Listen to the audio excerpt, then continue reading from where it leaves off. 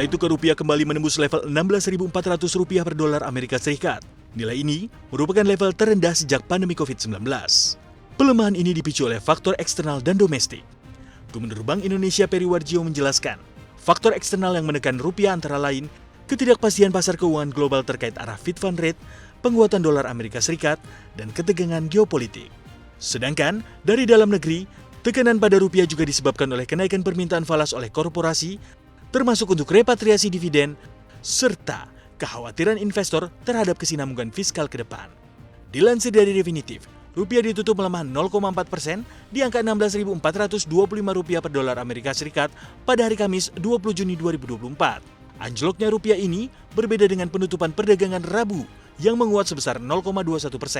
Pelemahan rupiah tahun ini mencapai 5,92% dibandingkan dengan akhir 2023. Angka ini masih lebih baik bila dibandingkan dengan negara lainnya seperti Brasil, Filipina, Meksiko, dan juga Jepang.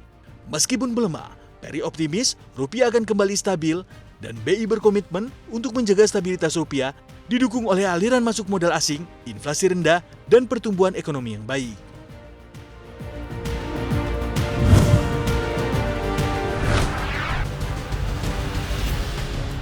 Bank Indonesia mempertahankan suku bunga acuan atau BI Rate di 6,25% dalam rapat Dewan Gubernur yang berlangsung pada 20 hingga 21 Juni 2024. Suku bunga Deposit Facility naik ke posisi 5,50% dan suku bunga Lending Facility sebesar 7%.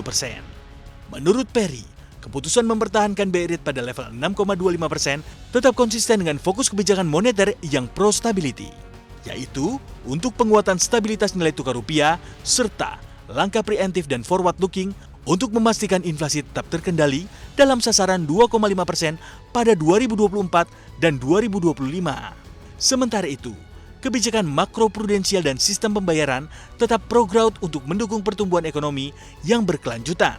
Kebijakan makroprudensial longgar terus ditempuh untuk mendorong kredit pembiayaan perbankan kepada dunia usaha dan juga rumah tangga.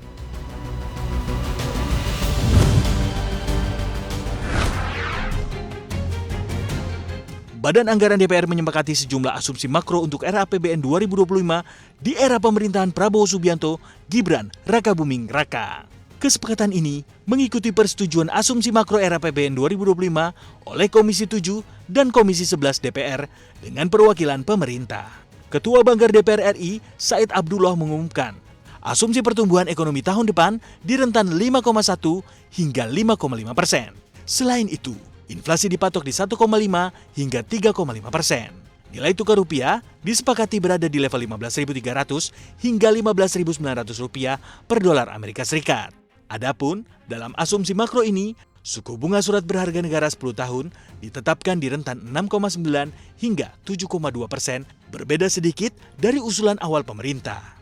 Harga Indonesia Crude Oil Price atau ICP juga disesuaikan ke rentan 75 hingga 85 dolar Amerika Serikat per barrel. Asumsi lifting minyak bumi dan gas bumi disepakati di rentang 580 hingga 605.000 barrel per hari dan 1.003.000 hingga 1.047.000 barrel setara minyak per hari.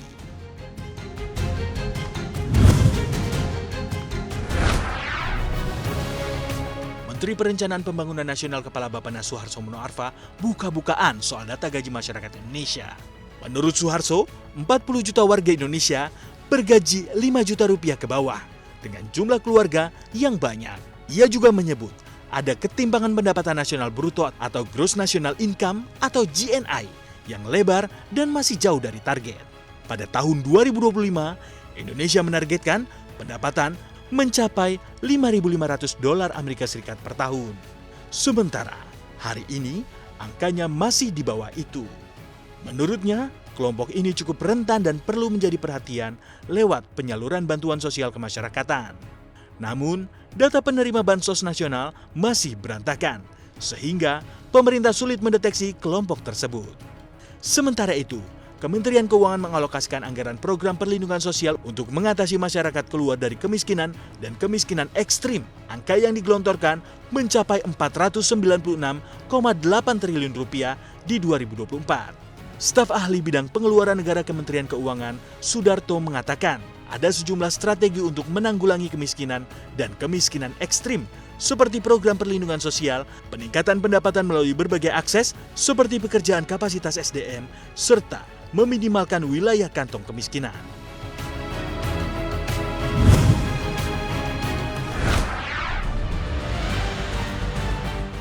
Unit Intelijen Keuangan atau FIU India menjatuhkan sanksi senilai 188,2 juta rupiah atau 2,25 juta dolar Amerika Serikat kepada Binance.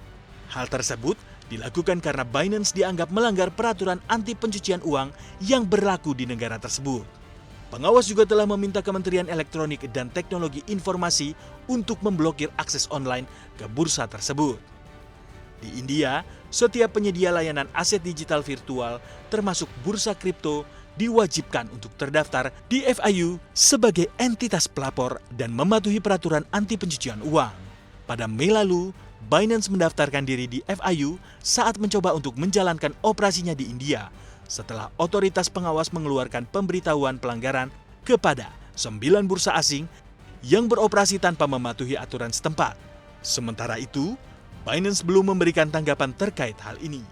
Bursa kripto lainnya, yakni KuCoin, telah terdaftar di FIU pada bulan Maret, tetapi diketahui denda yang lebih kecil, yaitu sebesar 3,45 juta rupiah.